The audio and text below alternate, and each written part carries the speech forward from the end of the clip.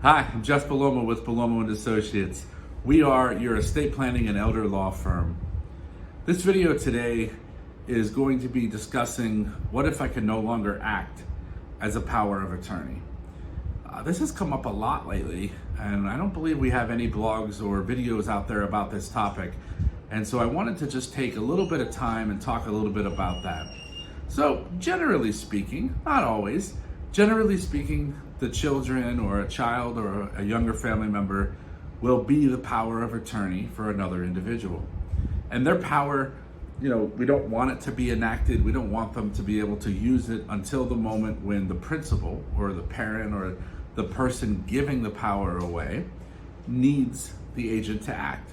So at that point, that's when we're going to have the agent sign the acknowledgement. That's when we're going to have the agent agree that they will act in the best interest of the principal and not commingle assets. Now, what happens if you decide that you can't do it anymore? Whether it's your health or whether it's a personal conflict, or maybe you just don't want to help, or maybe something's changed.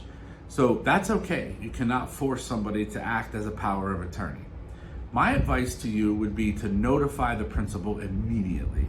Let the principal know that you can no longer act, so that they can then contact the attorney to have the documents redrafted. And we hope that the principal still has capacity to be able to do a new one. Assuming they do, it should be absolutely no harm, no foul.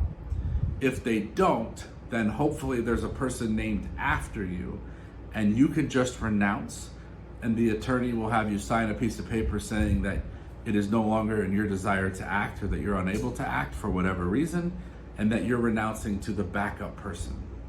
Now, if there's not a backup person, or the person does not have capacity to enter into a new one, could be a little trickier, because the only other option may be that we have to go to court and have a guardian appointed on behalf of the principal. But again, if you're not able to for whatever reason, and it's not in your best interest, or you just can't do it, it is what it is, and we will certainly guide the principal through that process. But as far as you, the agent, notify the principal, have the principal notify the attorney to redo the documents, and then we'll get that created so that the principal can then have somebody else appointed and you can renounce and not be responsible for that individual.